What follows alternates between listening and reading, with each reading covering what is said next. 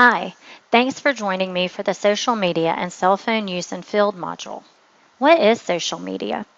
According to Merriam-Webster, it is forms of electronic communication through which users create online communities to share information, ideas, personal messages, and other content. This definition sounds like social media is an ideal place to share an agency's ideas, advocate for great causes, and connect with others. However, we also know that sometimes people can be negative and share inappropriate things when posting to social media.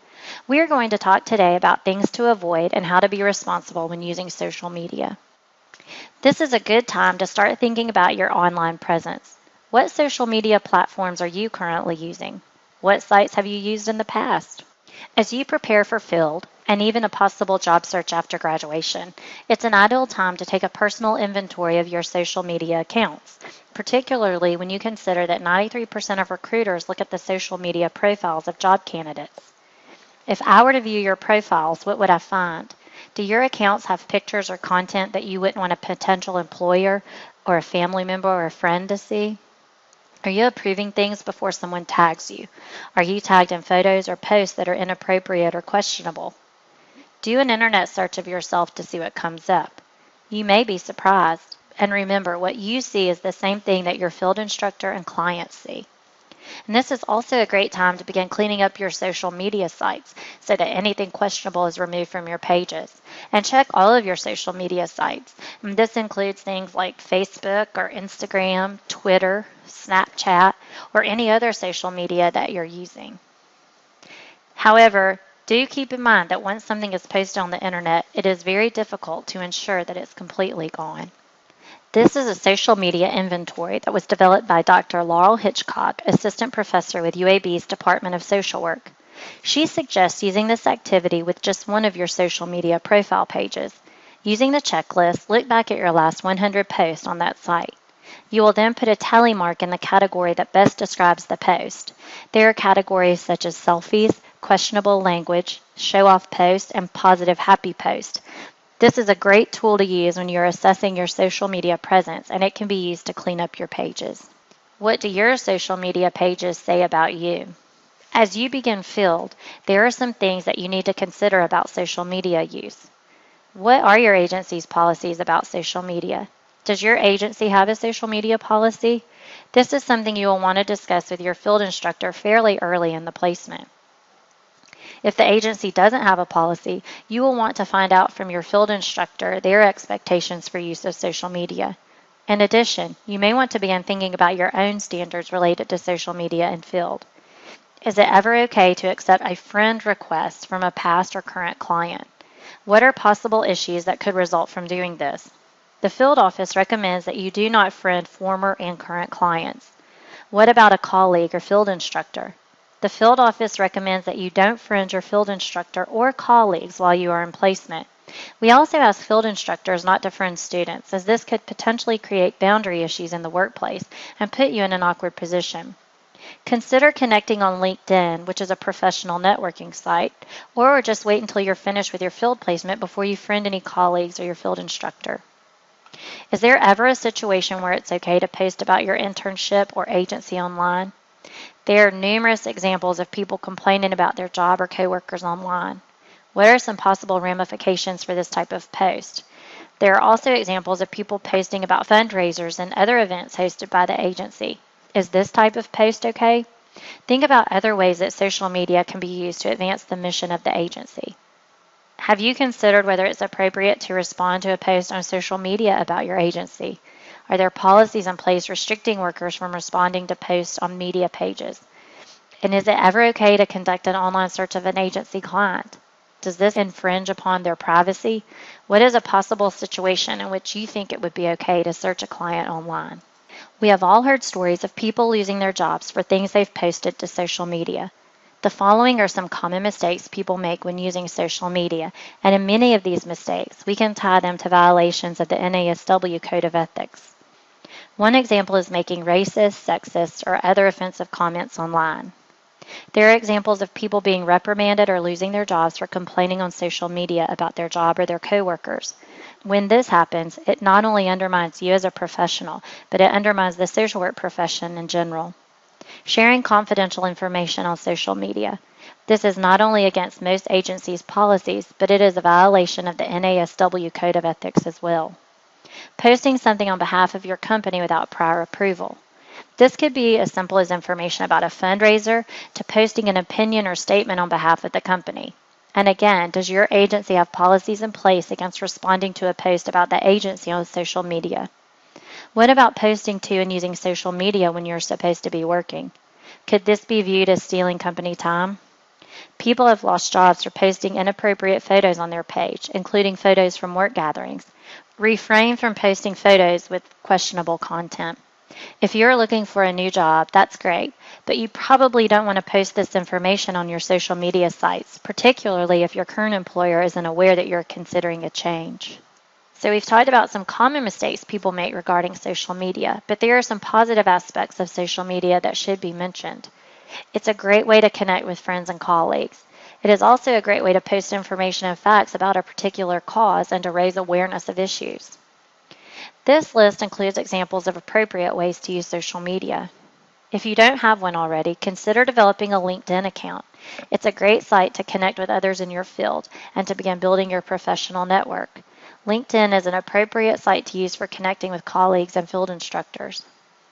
The other listed links connect you to resources that can help you begin to develop your own social media policy, as well as sources that can guide you in your social media use as a social worker.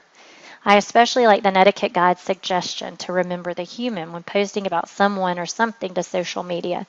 It begs the question, would you say it to the person's face? We have talked about this information in previous slides, but to reiterate, you must be acquainted with your agency's policies and recognize that client confidentiality must be protected in all environments. You must refrain from posting any identifiable information online. Another thing that you should consider is making sure your privacy settings are set to the highest extent possible to safeguard your own information. Remember that privacy settings are not absolute, and once you post something, it is likely there permanently. You should periodically monitor your online presence to ensure that the content you have posted and the content posted by others about you is accurate and appropriate.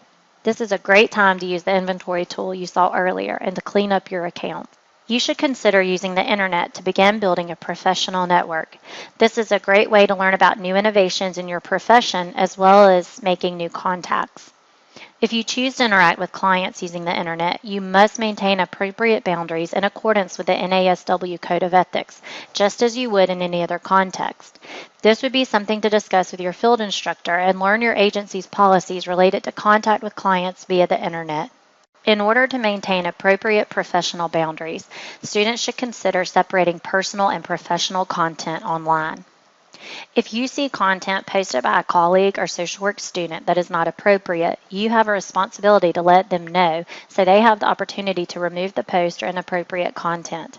If the content significantly violates professional norms and the colleague doesn't remove the post, then you should report that behavior to the appropriate authorities such as the field instructor, liaison, or the field office. Remember, you are what you post. If you're posting content that is inappropriate or questionable, you could negatively affect your relationship with coworkers or clients, and it could have an impact on your social work career. On a broader scope, you could undermine public trust and perception of the social work profession with just one negative post. This is probably something you have seen before, but it is a great guide to help you consider whether you should post something. Is it true? Is it helpful? Is it inspiring? Is it necessary? Is it kind? If you can answer yes to these questions, then post. A good rule of thumb might be that if you have to question whether it's appropriate to post something, maybe it would be better not to do so. Lastly, the following are links to the University of Alabama's social media policy and to the NASW's technology standards. We've talked some today about developing your own social media policy. Some ideas you might want to consider include how will you respond to a friend or follow requests from clients? How and when will you respond to emails and what type of client agency information you will include in your emails? Will you include a client's full name? Will you include information about the case? Will you include appointment times, etc.? You may also want to consider including your policy related to searching clients on the internet.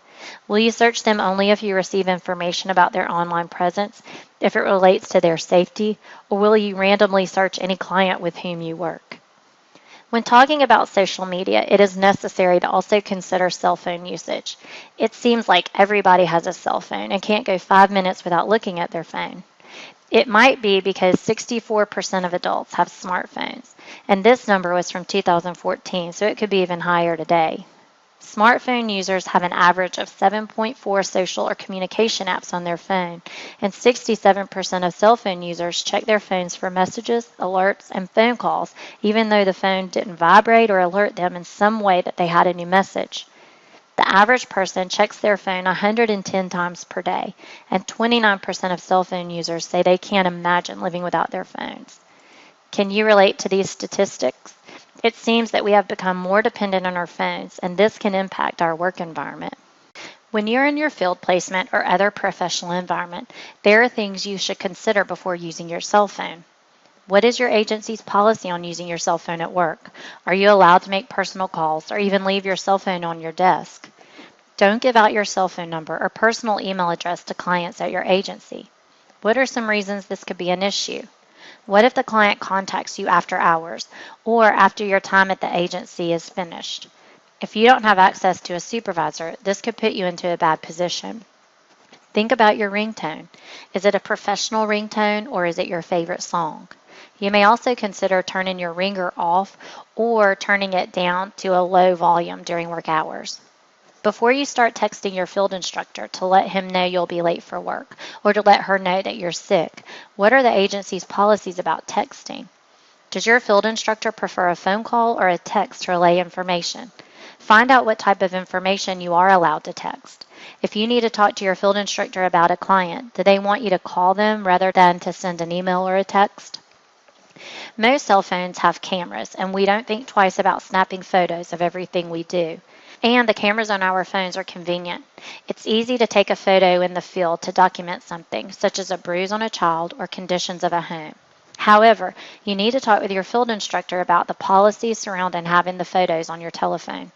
It's best practice to delete the photos from your phone once you upload them or store them correctly at your agency.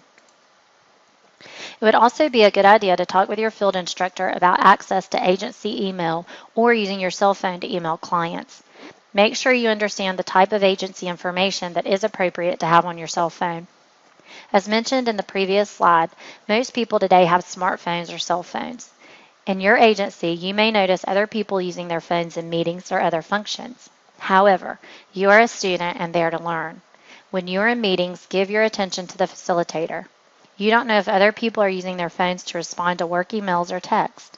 Keep in mind that you may be relying on your colleagues to write a reference letter for you. You don't want it to say you are always on your telephone. And do not text or use your phone under the table during meetings because everyone knows what you're doing. If you need to use your cell phone in your agency, use a low voice in a private area. Most importantly, give 100% to the person in front of you. Like we mentioned in the previous module, use your eyes and your ears to give full attention to the person you are talking with. And remember, be ready to learn and enjoy your experience in field. This concludes the social media and cell phone use in field module. Thank you for attending.